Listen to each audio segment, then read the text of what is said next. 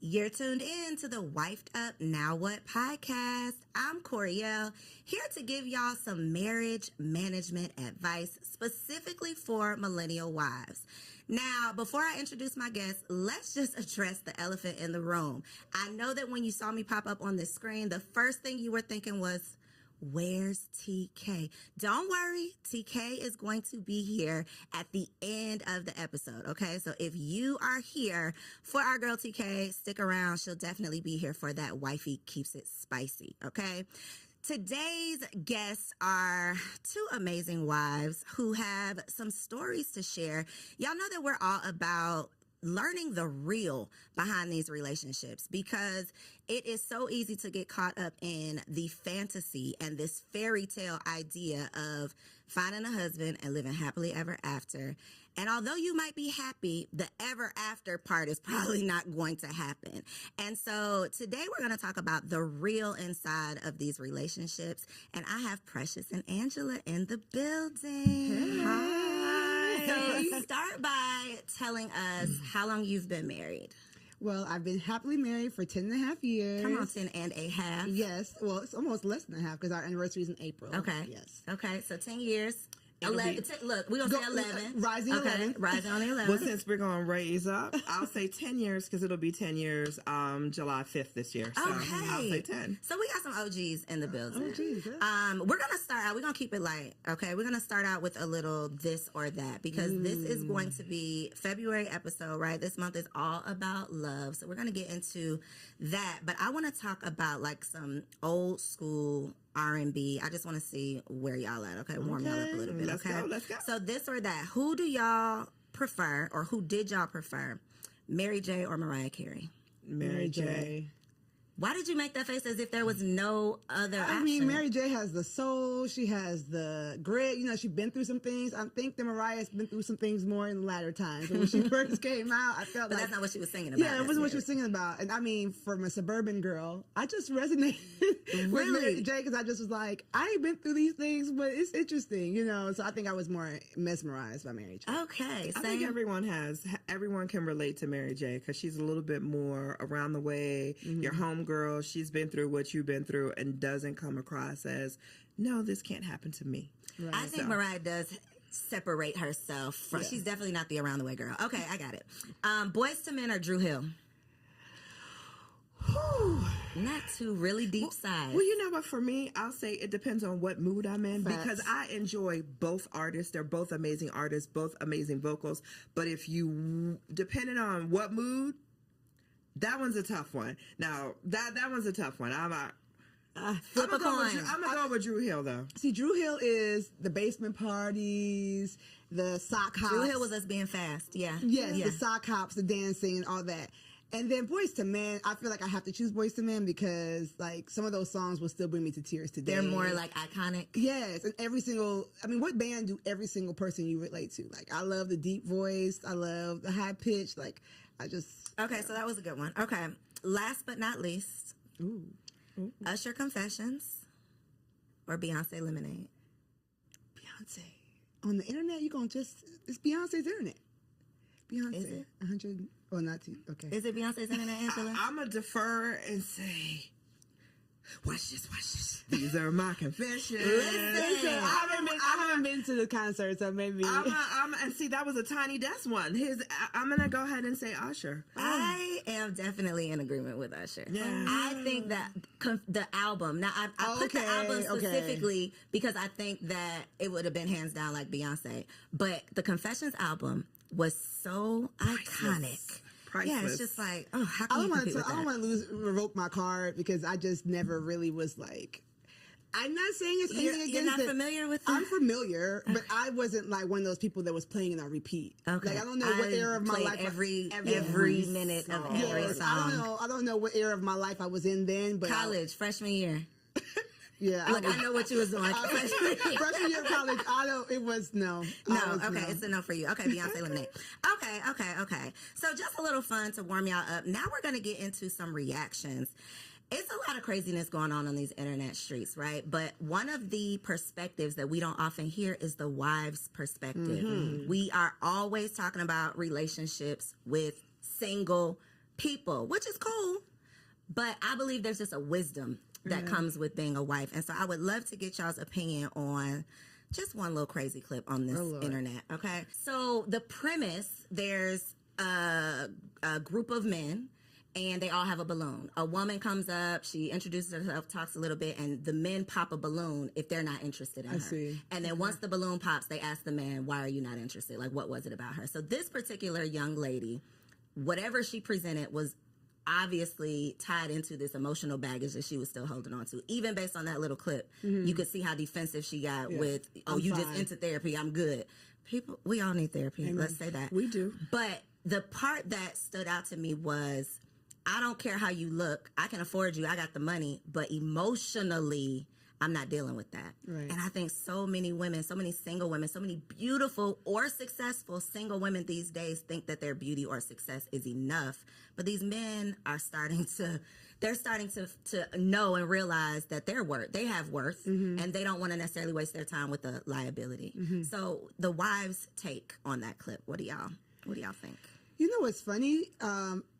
Something stood out to me differently. When he said, I can afford you financially, but not emotionally, I was turned off by that because you don't know, like that to me sounds more like transactional. I do believe that relationships require being willing to grow with someone, being able to have a conversation with someone, being able to tell her, find out more about her than, are you in therapy? Where are you at in your healing journey? Who hurt you might be the better question. And instead of just transaction being like, by the looks of it, I could afford you, but not emotionally, doesn't speak much to what he has to offer emotionally either. It seems like a little bit, I want you in a wrapped up package and ready to go. And I don't believe that sustainable marriages happen when people are, I'm 100%, everything is perfect, and just be able to afford my lifestyle. So that's what rang out to me. But yeah, you're right. We do need to realize that beauty is fleeting, as the good word says, right? So you can't just go with what your hair, nails, and your body. You've got to offer more. For me, that was a little bit different because I just experienced watching two single friends of mine who I introduced dating. The man came back to me and said, I can't do her emotionally. Oh, wow. And I had a very deep conversation with him about what does that mean? So I think, and his answer was from a male perspective, and it was, I can love you, compliment you until I am blue in the face. If you don't believe that, and if you don't believe what I'm sharing with you, there's emotionally, I can't carry the relationship for the both of us. Right. So for me, that statement took me back to that conversation that I recently had. And I think that was a strong statement. That was a real statement, because individuals, regardless if it's the man or the woman, if you're coming to a relationship broken, Right. it's not going to be a healthy relationship. So we need to do the inner work to heal and present our best selves as opposed to presenting our broken selves. And we're all broken in some way, shape, or form. So let me say that. But it's just a matter of how we present that brokenness. Right. And when my friend said that to me, beautiful woman, he said, emotionally, I can't support the relationship emotionally enough for the both of us. And that to was make strong. it worthwhile. Like, it's not worth what it's going to take for me to just manage and maintain for this to be worth it. And I've definitely had a similar conversation with a man who was dating a woman who I just thought was like it. Right. Beautiful, had it all together, seems to just have the, just seemingly the best personality, has her own money, just all of the things. You know those women that you see and you're like, why is she single? Yep. And that was literally what he said. He was talking to, and it wasn't necessarily she had emotional baggage. It was more so I don't want to say she couldn't be corrected, but she was never wrong. She could never accept any type of direction. And for men, if you act like you don't need me, they have no place. They feel like, well, there's no point in me being here. And I chose that clip specifically because I think that it speaks to what women say that they want. I just want a man with money. And what we think men want, which is just a pretty face. So part of what you didn't see was her explaining, what she wanted in a man was he had to have X number of dollars. He had to be at this certain position in life. And this man who's a doctor who is in that position was saying, well, I got it. I can do all that, but I don't want to deal with that. I see. The issue is I've been out of this dating pool so long. It's been 12 and a half years at this point. And I go to a gym where there's a lot of young ladies and we talk and, I'm always mesmerized by it. But it's so forward that it's so much criteria dropping, right? It's so much judging and pretentiousness. Like, it's not enough. Let me get to know you. And even the game is hilarious to me because it's just like, why do we as millennials want to label everything, quantify everything, get straight to the point, per se, right? And we think that we're doing ourselves a favor, but really we're losing that nuance, that je ne sais quoi of getting to know someone, getting to experience that person. And, for her, I feel bad because she's probably put that air up because she's been in this pool of men or whatever and feels like she needs to give her criteria based on being hurt or whatever. Therapy. As a counselor, I would, yes, she needs therapy, but it's hard for me. I'm trying to stay out of that pool, and I'm praying for everyone in it. That part. I think though the defensiveness is definitely a turnoff. Yeah. Anybody who does not need therapy would not start the sentence off with, I think you just into that. You clearly are proving his point with that response. So I think it's just an opportunity to check ourselves, get more aware, and know what the other, whoever you want to date, I'm just going to say the opposite sex, know what they actually want. Yeah. Because we can't say we want to be in a marriage with a man and then a man tells us what he desires and we like, but no, I'm not doing that. Go, get somebody else to do it. And it's like, but then you get what you get. Yeah, what do you really want? Okay, so that was good. So one of the things that I have personally just gotten into, y'all, I just launched a blog, okay, everybodylied.com, and it's the premise of we've been lied to. Mm-hmm. We've been lied to our whole lives about so many things. For the sake of this conversation, though, we're going to focus on the marriage lies, okay? One of the things that I realized as someone who has always wanted to be a wife, this is something that I've prayed for, I thought I prepared for it, all of the things, and I got into it and still didn't know what the hell I was doing. And I'm a happy wife. To your point, happily married, right? A happy wife. I love my husband, and it's still very hard. Yes. And so I know that I'm not alone in that. And I know so many women get into these marriages, become a wife, take on this role, and then it's not necessarily what they thought it was going to be, or they don't know how to manage or maintain. So first question for you two, what was the biggest reality check once you became a wife? Well, for me, similar. My parents are still married. I did not model my marriage after my parents, however, but I'm from Ghana, West Africa. And so my biggest reality check was that you really make the marriage you want. It doesn't have to come. It's not like I get married and I enter this thing and it's just going to be ready made. No, you've got to make the marriage you want. You've got to create the boundaries you want. A piece of advice that my wonderful mom told me is that don't start nothing you don't want to keep doing. And it is true, the boundaries. Oh, give an example, Precious. Okay, so when I was young and married, before we had, my husband was a single dad, so I have the bonus family structure. He would wake up really, really early to go to work. And I'm like, I'm going to wake up and make him breakfast. Woo. So 5 a.m., I woke up every morning and made him breakfast for work and helped him get his lunch together. So we because he's our first child after the first year, baby comes, and I'm like, I'm not getting up to make it. I might put your snacks out the night before. But my mom, when she heard I was doing it, she's like, I don't know if you want to do that for 30 years, and basically don't false advertise. Mm-hmm. So when we changed that system, I had to talk to him and say, I think I was ambitious. I think I was doing a little too much. I was doing too much. I still love you all the same. I'm going to show you love because his love language is acts of service. I'm going to show you love in other ways. Now that I think about that, I need to start going back to some of those things. But you make the marriage you want. And if you're open and do premarital counseling and do all the things about communicating, you have to communicate when that marriage that you built is not looking, the math isn't mathing. It's not looking the way you want. It's not just I walk into marriage and marriage happens to me. You've got to work. Not starting something that's not sustainable because baby. And then I'm going to let you answer. But one thing a point that you made that I want the people to take away from this is that was his love language, and you had to have a conversation about why it was shifting, because his natural thought would have been, she don't love me no more. Like the baby came and she don't care about me. Now y'all bumping heads, and it was a simple, I'm tired now, I can't keep up with this. But if you don't communicate it, then it turns into, my wife don't want me no more. Exactly. And we know what that can turn into. A lot. So a lot of things that you don't want. So I love that you were able to recognize that and point that out. That's what she kind of took not two, but they're important because they translate from marriage to marriage. Communication is key, and learning your spouse's love language. Like, I didn't know anything about love languages prior to getting married. I love you, I love you, you love me. Okay, let's go together. Let's check that box and we go together. We boyfriend, girlfriend. However, when you're married and when you truly want to be able to communicate, when I sit down with my husband, I look at my husband. If I want to have an uncomfortable conversation, I always ask him, can I talk to my friend? I don't want to talk to my husband. I want to talk to my friend, because my husband is truly my best friend.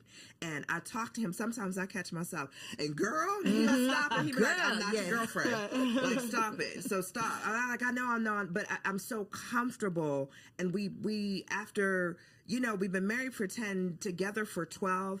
I've been able to figure out how to communicate with him, not to him, but with him. We communicate amongst each other. And I think, in the beginning, because I was single for so long, he's like, why do you talk at me? And when he said that, I had to take a step back and really understand what he meant by that. So now it's like, hey, can I talk to my friend? So listen, I got the situation with my husband, and I'll explain whatever the situation is bothering me. How do you propose we fix it? And then he'll giggle, and he's like, so should I answer as your friend or your husband? So it's just finding relatable ways that's not going to make someone defensive, that's not going to make somebody automatically shut down and not listen, but finding creative ways to communicate. So I'm going to go back to, I love when we first started dating. Like, so let's talk how we talked when we were dating before we got married. And then I had to understand, what is your love language, and incorporate his love language into our communication to keep things easy. So again, it's just that communication and knowing how you want to be treated and how your spouse wants to be treated. And that is, and making your marriage your own to what Precious said. Like, no one has a blueprint, and you want your marriage. You want to enjoy your marriage. You want to be able to say, hey, I love it here. Yep. That should be it. I love it here. Yep. One thing that you said that I think is a big challenge, and it goes back to the clip with the you need therapy, the emotional immaturity, whatever, is I have to say it in a way that he doesn't get defensive. I want to flip that, though, because me and my husband have had some conversations, and I'm on the defense immediately. And it's part of me recognizing things you need to, areas you need to grow in, things you need to work on. I am very non-confrontational, so I don't want to have those tough conversations. But baby, in this marriage, it is not what you want to do. It's what needs to be done. And so for a woman who's not willing to mature or grow or evolve or go to therapy or work on herself, marriage is not going to work. It is not going to last. She need to stay single. You have to stay single. I put up on threads, if you can never be wrong, you should never get married. Like, if nobody can check you, that's the point of marriage. What are you doing? Like, marriage is your mirror.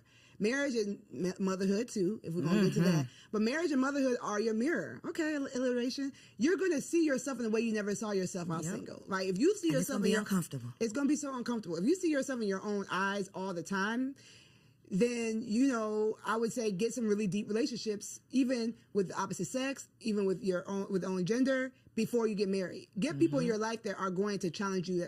Iron sharpens iron, right? That are going to challenge you and show you where you're fleeting. I know nowadays roommates aren't popular. Like I said, this is a new thing for me, but I am a proponent of maybe having a roommate. It depends on your age. Somebody that's just going to show you, like, you do this and it's weird. Like, stop doing that. And if the first person who has a hard conversation like that is your husband, then he's going to be the enemy. Yep. Then it's you and it's not me, because nobody else has ever told me this. But you've never allowed anybody that close to you. And you need therapy before you get married. Okay, I know they say premarital counseling, but you need your own session so that you can work through your stuff before you bring that baggage into a marriage. How has your communication had to change within your marriage?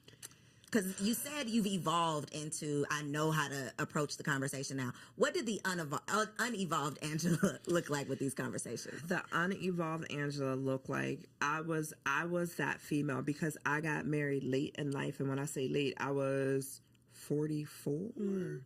Yeah, I was 44, right? I was already set in my ways. So as individuals, when you, I was a single mom. So raising my son, for me, I was pretty much set in my ways. I knew how I wanted my day to look from start to finish, or how I would move throughout the day from start to finish. And having someone in your space and having to consider another human being, another individual, learning to listen before I speak, because he was like, you answered the question I didn't even ask you. Like, let me get the question out, because I was on the defense and wanted. He goes, listen. So for me, I had to listen to how he was saying. I made him feel like within the first year, he made a comment that said, hey, sometimes I feel uncomfortable talking to you because you're always on the defense, or I never get out what I want to say. Okay, note to self. So let me take a step back and let you fully. So now what I do is I'll sit and I'll listen. I'll wait. I'm like, are you finished? And it's not that I'm listening to respond. I'm truly listening to hear what he's saying, to have the best response, knowing at the end of the day, it's me and you. Like this isn't a competition. We're here to grow and evolve each other. So if you're telling me that I make you feel a certain way when you're talking to me, let me just listen first before I go to respond. And then that way you can feel comfortable with saying whatever it is that you want to say to me without me coming back at you. Well, you didn't do right. And it's not about me. It was his opportunity of telling me how I make him feel. So I don't respond back with, well, you do XYZ to me, or you do. It's about you. If this is your moment. So you need me to change these 3 things, I got you. No problem. Partner, I got you. What about you, Precious? I'm really thinking hard about this question. My husband's the easiest part about being married, honestly. Like, the guy, his enemies don't like me. Right? They love him and don't like me. I'm like, wait, I didn't do nothing to you. Like, he just is the easiest part about being married. So our communication's always kind of been like, what's up? Very chill. I think the nonverbal communication is something that I've had to work on more. What's that look like? Your face talking for you? Maybe just like, my love language is physical touch, which is not a lot of women's love language.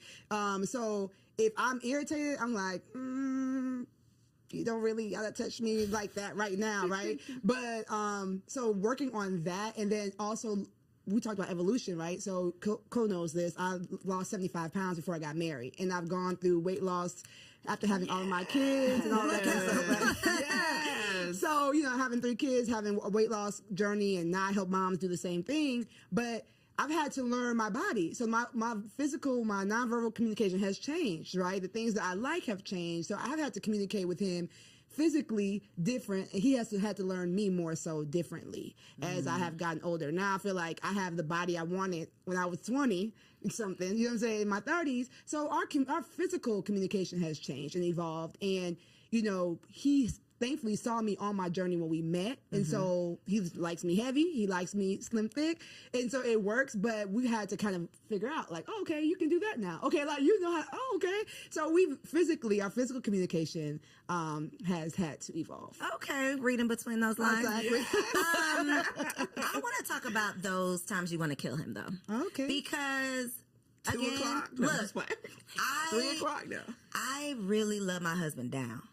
And there are, love his dirty draws. But there are days when it's like, I'm going to kill this nigga. Yeah. Can I do this for the rest of eternity? Right. I have honestly had those thoughts. And I'm sure he has as well.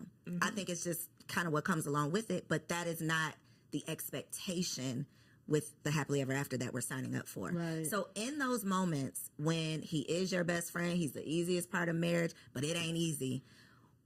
What do you say to yourself in those moments? What is your outlet? How do you calm yourself down? What do you tell yourself to put yourself in check? Like, what do you do in those moments? Yeah, so I said my husband's the easiest part of marriage because his personality, like just who he is like, wow, I don't think my personality can match with anybody else on the planet, right? But marriage is more than just you and that person. Marriage is you and that person, their child, if you have a blended family, or their parents, the way they relate to their families.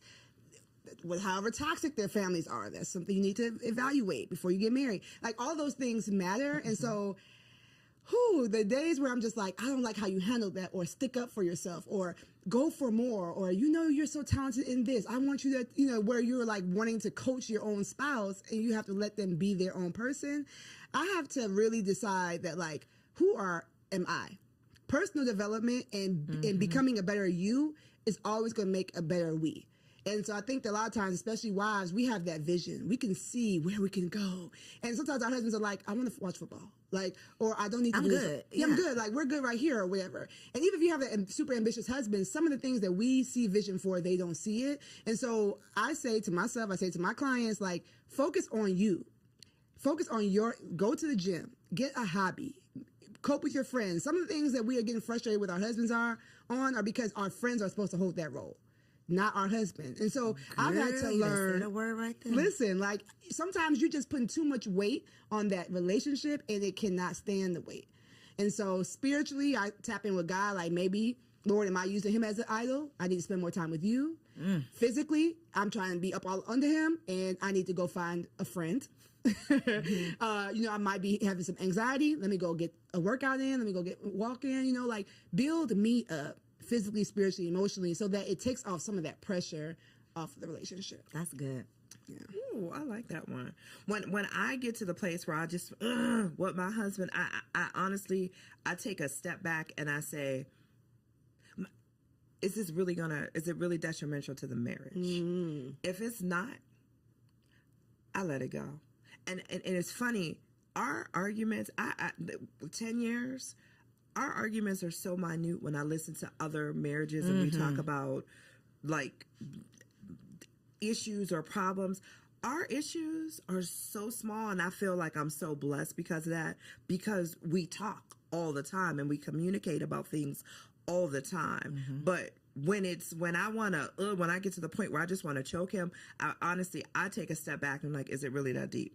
Is it really that detrimental? Like, I'd be mad, like, man, you left the bathroom light on again. I just want to, and I'm like, is it really that deep? Instead of checking him to say, hey, once again, you left the bathroom light on, I'm just going to go ahead and turn it off and keep it moving about my day. It's just, our arguments be the little petty stuff. But those little petty things can add up. Yes. If the communication is not there. If you don't, if they're not communicated. So, like, our arguments are not, like, I just look at and even, like, our biggest arguments are, I take a step back. Is it really that detrimental to our marriage? And if the answer is no, I just let it go and keep it. Do you all believe there's deal breakers in marriage? In your personal marriage, is there a deal breaker? I say all the time, if you cheat, then yeah, that's a deal breaker for me. And he looks at me, he was like, "You be so quick to dismiss somebody for cheating." I'm like, for me, you always have a choice, and that choice is not necessarily, oh, am I going to do it or not, but there's a choice prior to you wanting to do that. What is wrong in the marriage that needs to be fixed that you couldn't communicate with me? So give me the opportunity to fix it before you cheat. So for me, anything else we can get over, but if you cheat, there were all these opportunities. Obviously, I wasn't not giving something, don't know what that could be, because you've never communicated that to me. So for me and our marriage, my husband already knows, for me, like, cheating is like a deal breaker, where he's the opposite. I'm his second marriage, and he's like, we're together forever. So basically, and he always says I had to ask myself, before I asked you to marry you, is this for good? And is there anything that I could not get over? And his answer was no. So I'm like, okay, well, that man ain't cheating. That man ain't cheating. He's trying to stay with you. I would say there is no immediate deal breaker in my marriage. Okay. So that means nothing is, you can't talk about, at least have a conversation about. Right. So immediate deal breaker mean, I don't care what you say. It's over for me. I mean, maybe if he put his hands on me, I can't see myself. Maybe if he put his hands on you, because if he put his hands on me, I just can't see him turn. Like, that to me seems silly to say. You know what I'm Like, saying? there's no chance this it was like when we were dating, I used to say, if it was a burning fire and me, your mom, and your daughter were in the room, who would you get first? He's like, I'm not answering that. That's silly. I'm going to find a way for all of y'all to live. Yeah, it's not happening. Why are we all in this house, in this fire, right? So that to me is like, when would he become, just randomly after all this time become that kind of person? So yes, I would not be with someone who would put their hands on me, but I don't have a immediate deal breaker. That is great. And scary. It's very scary. And I mean, I feel like I can say that now, right? So, I'm never going to be like on this internet, like, oh yeah, everything is perfect over here. No, I mean, we were both working class. We met. We still out here working through this pandemic, through this economy like everybody else. So I won't say that we're perfect in this, not something that the enemy could use to break us. But the way we look at marriage is like, this is our way to show people that Jesus is real. Like, this is our way to show people that, like, he didn't die for nothing. So for me, I would just pray that, like, whatever came our way, we would look at it as an attack and we would fight it together. Now, if we didn't make it, then we fought. You see what I'm saying? So that's why I say it's no immediate break. It's not to be like, oh, I love my husband, I'm never divorcing him. But more so like, we represent more than just me and him being happy. I love that. It's bigger than just, y'all are building something bigger. Yeah. When it comes to losing yourself in your marriage, I think this is definitely a woman problem. And I think it comes down to what you said, Precious, of a lot of women, when we find this man of our dreams, I would just speak for myself, not a lot of women, me. Even when I was dating, I was an all-in type of person. If I am in it, I am in it. I am number one girlfriend. I am all of the things. So now that I have this husband, I am all the way in it. And becoming a mother made me realize, okay, girl, wait a minute. Who are you outside of being a wife and being a mother? Because if that gets lost in the sauce, then I'm literally drowning under just these responsibilities. And so y'all being in the game 10 plus years, how have you managed to maintain your identity outside of being a wife? Especially when you have multiple businesses, lots of things going on, you have desires to be more than just a wife, but this is obviously a big responsibility. Go ahead. Go. Okay. I think as a woman, you have to create and carve out that time for yourself. Yes. Period. Hands down. You need your girlfriend time. You need your alone time. You need your self-care time. As long as you are always making time for yourself, whether it's perfecting your craft, like Precious said, picking up a hobby, you have to 1,000%, just as much as being a wife, being a mom, we're all of that. Those are important. So is being myself. So when you have those days where, hey, guess what today? Y'all, I'm going to see you later because I'm going to go get my hair done. I'm going to get my nails done. I'm going to go to the spa. I'm going to relax. I'm going to go eat with my girlfriend. It's so important to make sure, not just the women, but the men too. It's just so important that you're taking that time for yourself and you're truly developing. You don't give up. I hear some people say, well, I gave up my dreams and aspirations because I'm a wife and a mom. What made you think you had to? Because the times are evolving. Yeah. There's things as nannies, like so much that people did not have access and finances to when our parents were coming up, or who we had as role models or marriages, role models in terms of marriages to model after. We didn't see that. We saw the wife staying home and being the wife and mom, and that was it. That's not where we're at today. And a big part of that is always making sure that we as women allot that time for ourselves and not feel guilty about it. Ooh, the guilt part. That part. There's nothing wrong with saying no because I'm taking time for me. Because if we're not good for all the other roles that we have, we can't be good for anything. So we got to be good to ourselves. You already know that she's speaking my language, right? So I heard you speak. One thing I want to affirm you, because I'm always going to do that, is that when you're a woman such as Co, and you're doing all these things as a single woman, society was going to tell you that it's not possible to have it all. It's not possible. So when you get into this beautiful marriage, it's like, okay, I got to work. I got to give everything I can to this because this is an anomaly. I'm an anomaly to be able to be this self-made, 6-figure, maven, right? And so that's a lie. Right. Everybody lies. See, that's a lie. That's a lie. You can have it all. You might not have it all at the same time, and you might not be the one to do it all, but you can. Okay. Thank and you. so you're welcome. You're welcome. It's gonna be, we in the trenches. No hood like motherhood. So we're in the trenches. But to your point, when I teach the LIFT framework, is my framework. One of the letters is the F, the freedom mindset. That fighting that guilt. And what you said about the T, taking your turn, I'm not gonna go into that, right? Like you take your turn, you do stuff for you, but you gotta start with the mindset of why do you think you need to be lost? How, if you lose yourself, will your husband have someone to love? Will your kids have someone to nurture? Like, getting better gives him a new woman to love, right? Every time I get better, every time I lose an inch, every time I get a new hobby, it's like, okay. It's spicing things up without him having to go find somebody else. You see what I'm saying? And so I think that we have it backwards where it's like, oh, I've got to martyr myself for the things I love. But no, you're giving them a diminished version of yourself. And so even if mom guilt or wife guilt, because I feel like I have more wife guilt than mom guilt, them kids will be all right. Yeah, them kids will be all right. Yep. I feel like y'all have each other. I birthed all y'all so y'all can have each other, go on and play, right? But sometimes I'm like, oh, I'm at this thing, I could spend more time with my husband, or I bring him something home to eat. Like, I have more wife guilt than mom guilt, but I have to remind myself that, like, the things that I'm doing to make myself better, make me happier, make me more understanding, make me more energetic. You know what I'm saying? Like, go to the gym, sis. Take the time for you, like, because you're going to be a better version of you when you get there. And so losing yourself is normal. It's more normal. That's a lie, too. It's more normal than you think. You might be beating yourself up and saying, why? I can't believe I let myself go. I can't believe it. A lot of people are doing it. But they're not talking about it. But they're not. Which is the point of these conversations. Because when I see the perfectly curated homes, all this not a figment of our imagination, because I'm seeing it right here on my timeline. It's social media. It's what we think is the norm, and it's like, no, that is not.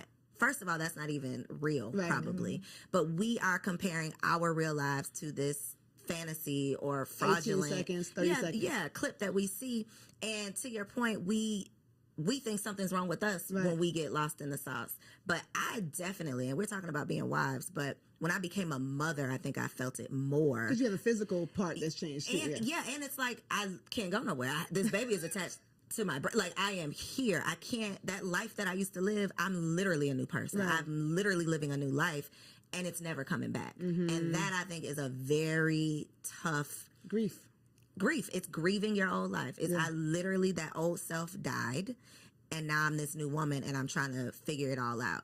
And so conversations like this are so important so that we can normalize the struggle. Like, this, it's not happily ever after. It can be happy, but ever after to me means forever and ever and ever. You're just gonna be happy, and that's not the case. Exactly. I think to Precious's point, she made a statement earlier in regards to when you become a new mom, your friend circle's going to change. Yeah. You want to surround yourself around individuals who are walking the same path you are. You're a new mom, and I'm not saying you're a new mom today, but as a new mom, you're not hanging with the girls that always want to go to the club, because that's not you anymore. So as you develop as a woman, and as we evolve as women, our circles change. Our circle of influence change.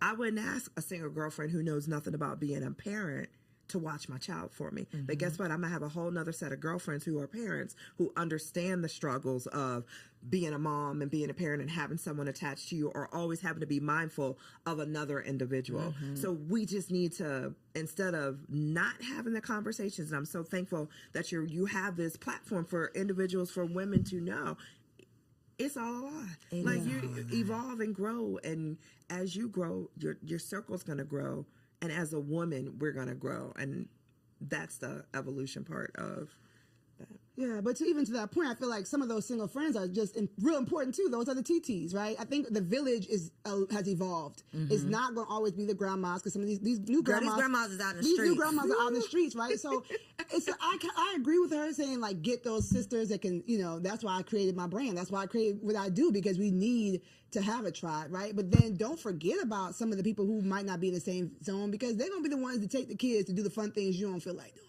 So what about friends for your marriage? Because that is another, like, revelation. I done had so many revelations. That is one of them, of, like, it takes a village to raise a kid, but I think it takes a village to have a healthy, happy marriage as well. True. Absolutely. Especially in terms of not necessarily like leaving your single friends in the dust, but I do believe there is a value and a benefit to having other married couple friends. Absolutely. Because when you come across some of this craziness, I gotta have somebody who I can relate to. True. So what has been the value, or have y'all seen any value or benefit of having those like marriage friends, or do you? Absolutely. We always joke, if I like the wife and he likes the husband, we go together. Like, that's it. Like, once you find that, that is gold. And then, unfortunately, we've had some times where he loves the husband. Like, I'm like, sorry, y'all got to break up. Y'all got to break up because I'm not coming. I'm not coming. I can't do it. Thankfully, I'm an extrovert, so I'll bear with them once a quarter. But it ain't finna be no regular. It's not going to be. So, yes, I find it very important. We're members of church. We were in ministry for a long time. So, a lot of that was ready-made for us. So you had a built-in... We had a built-in community now when we changed churches, and it was like hard. We were like in the first place, like, well, you got to make new friends at this age.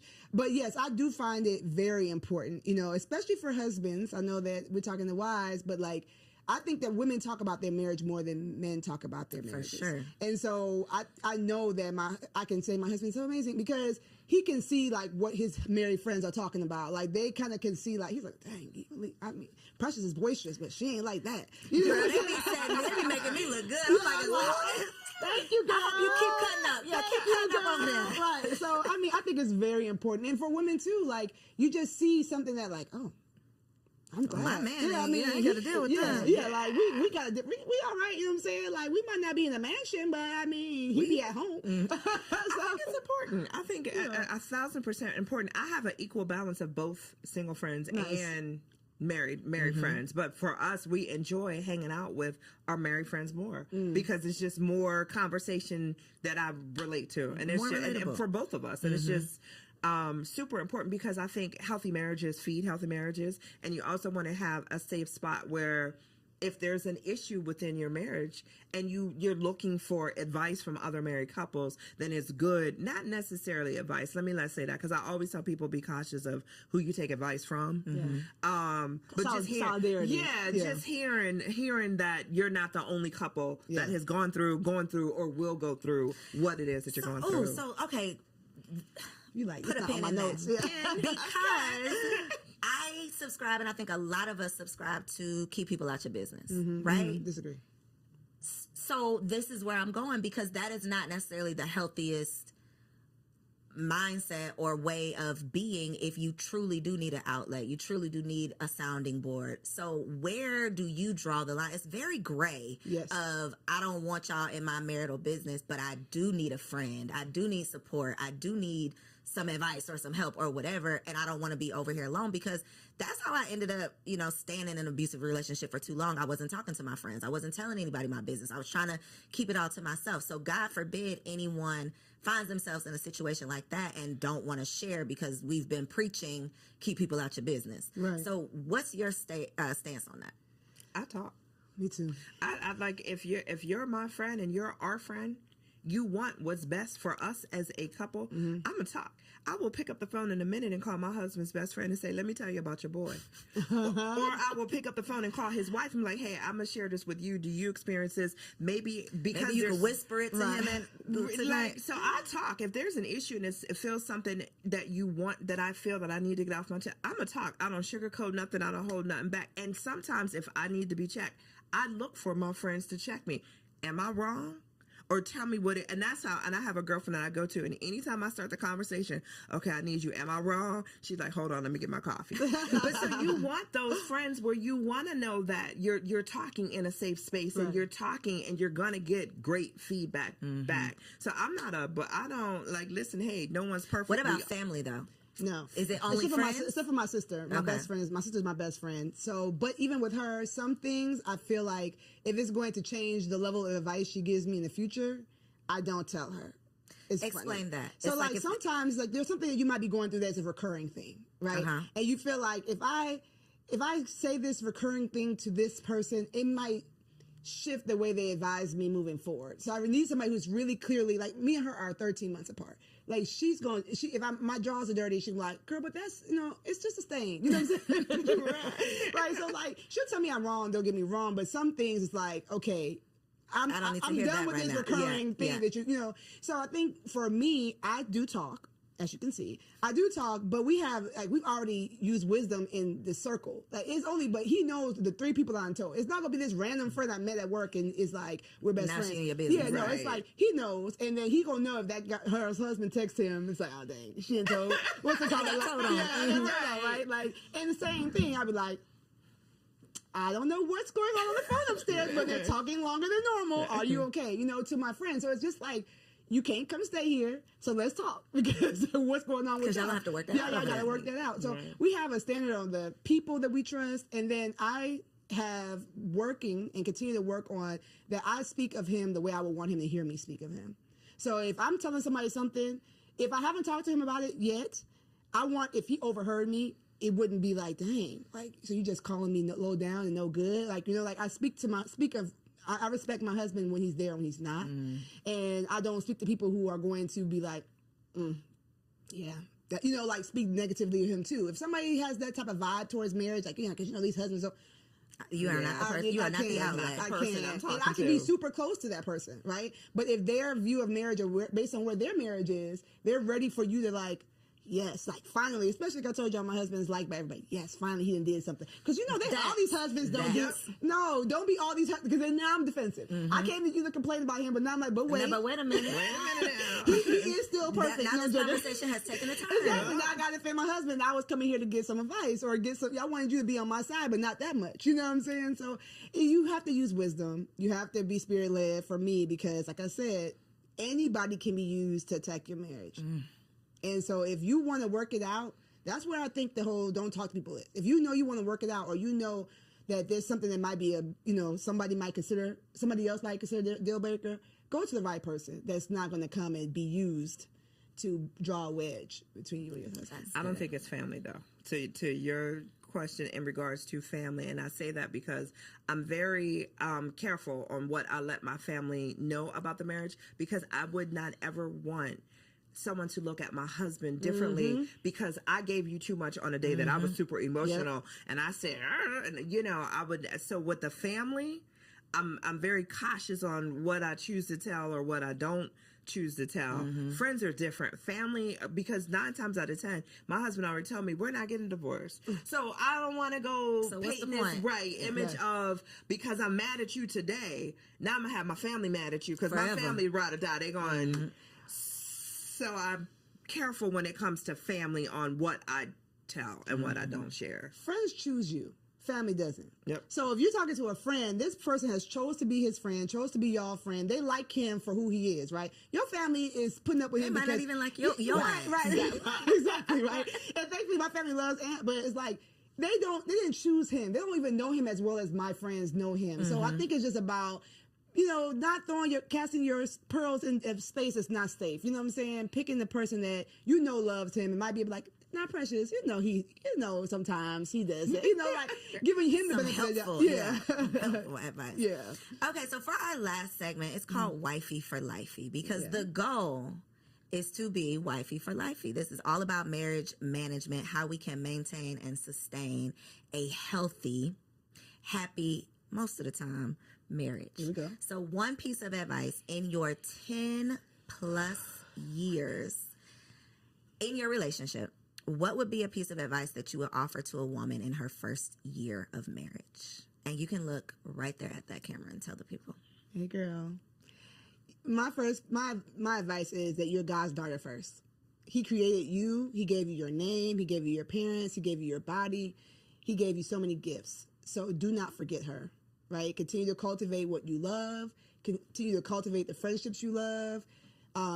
Be willing to change and grow and evolve. And as you do that, communicate that. Communicate those changes. Do the self-work. Don't just set it and forget it. Right? So continue to grow. Continue to love on you. The word says that you love the Lord your God with all your heart and love your neighbor as yourself. But if you don't love yourself, if you neglected yourself, that love you're giving other people is not going to be the level of love that they deserve. So just don't forget you. You know what I'm saying? If you ever need a hand in the process, my name is Precious. I got you. But just don't forget you, and you're loved. Thank you, Precious. What you got, Angela? For me, it's communication. I'm going to stand on it. I'm going to stand 10 toes down. Figure out the best way to communicate with your spouse. However, whether it's verbal, nonverbal, listening, communication is not just talking, it's also about listening. So if you, in your first year of marriage, if you and your spouse can truly, truly, truly connect on how to communicate with each other, you're going to go a long way. That has been a common conversation here. We always talk about finances being the number one cause of divorce, but I would believe it's the lack of communication about finances that is the number one cause, and the resentment that comes from not communicating. Yep. So, such a good conversation. I learned something every single time I have the opportunity to host these shows. So, thank y'all for offering your wives' wisdom. Precious, I know you got a lot of stuff for the people. Angela, I know you got a whole lot going on. So, look in the camera, tell them where they can find you and how they can connect with you online. Yay. So I'm Precious K. Williams on all platforms. I'm a mommy wellness coach and an international wellness speaker. So I talk about wellness, women's wellness, and lifting yourself up, right, with the power of the Lord, lightening your load, igniting your spark, embracing a freedom mindset so you can take your turn. I run an 8-week program for moms doing just that. So if you need me, go to preciouskwilliams.com. I have a free quiz on there, so you can find out how well you actually doing and not just being like, I'm doing all right. I'm doing okay, girl.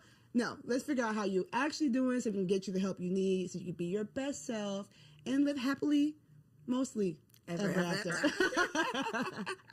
And I'm Angela McCoy. You can find me. Well, I'm the president and CEO of Full Circle Consulting Group. We do public relations, we do marketing, we do artist management and events. So if you ever need a fantastic event, we got you. Yeah, you're an artist, you need management, we got you. Public relations, we got you. And if your company needs help with marketing, we got you covered there. You can find us at fullcircleconsultinggroup.com and Full Circle Consulting Group on IG. Two bossed up baddies that are still out here living healthy, happy wife life. Yeah. Okay. So I hope y'all enjoyed the first part of today's episode. We are about to get into Wifey Keeps It Spicy. TK is the next face that you'll see. Catch you on the next episode.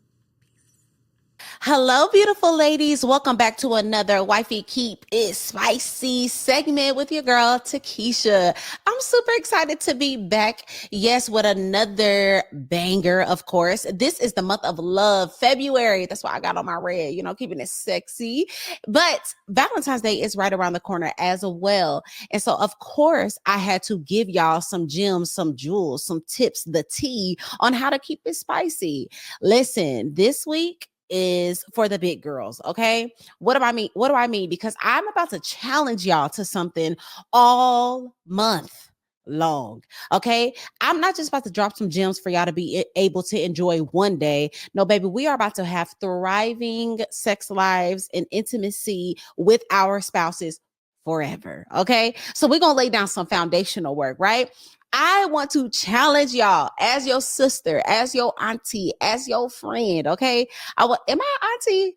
But as your friend, I want to challenge you to two things. Okay.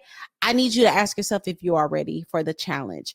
Why am I challenging you? Because I have done these things. I have experience in these things, and they have absolutely elevated my intimacy with my man. Okay. So if you want to elevate your intimacy, if you want to keep it spicy, I dare you to accept this challenge. Number one, I challenge you to step up in your femininity, specifically in the way that you dress in your house. Okay. A lot of us need to go ahead and fold up the leggings, the oversized t-shirts, the hoodies, the sweatpants. Fold it up, sis. Let's fold it up. And we're going to wear our little house dresses around the house. Okay. We're going to wear elevated loungewear around the house. Okay. We're going to wear those Ross and TJ Maxx summer dresses in the home. We're going to get oiled up. We're going to look cute. Why does this matter? Why am I challenging you to this?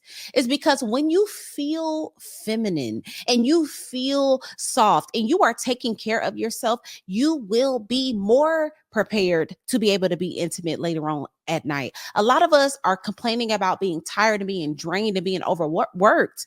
And we just feel like we're in this masculine energy. Well, here's a small tip to step into that feminine energy so that you can be all you need to be when it is time to do what we need to do. Wear those dresses around the house all month long. Step into your feminine essence, right? I just want to put this caveat out there though. Be prepared for your man to want it all the time, and be prepared for you to want it. Okay. Because when you walk past that mirror and you see your silhouette and you see how good you look, you see how you jiggling and wiggling and smooth in that dress, you are going to feel confident. It's going to boost your self-esteem, and it helps you thrive in your femininity, which is absolutely attached to your intimacy. The second part of this challenge, and this is for the big girls. Are y'all ready? I want to give every single last one of y'all some homework. We are going to set our man down. We are going to set our husbands down. And this is exactly what we are going to ask. We're going to ask how we can be a better wife. We are going to ask for them to share with us all the areas that we could work on. We are going to ask for every aspect of our lives. How am I as a mother? How am I intimately? What is the things that you want from me? Talk to me, Big Daddy, right? And I know a lot of y'all like, girl, he the one that need to be elevating. He's the one that needs to be asking me these questions. But I just want to challenge y'all to take the lead.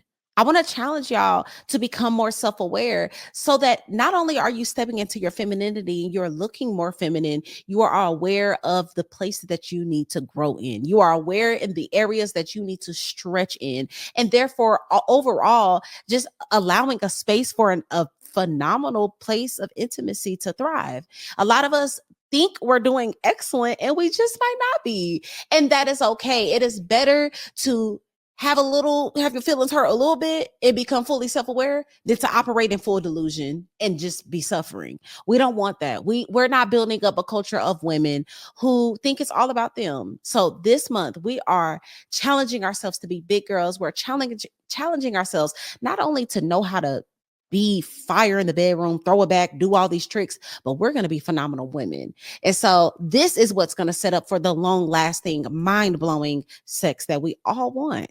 So that is my advice. That's my tips for this month. I want y'all to comment down below, not this month, but this week. I want y'all to comment down below if you are accepting the challenge. Will you wear dresses all month long? Will you kind of get a little sexy and elevate that loungewear? And are you going to set your man down to really find out what's tea? Let me know in the comments down below.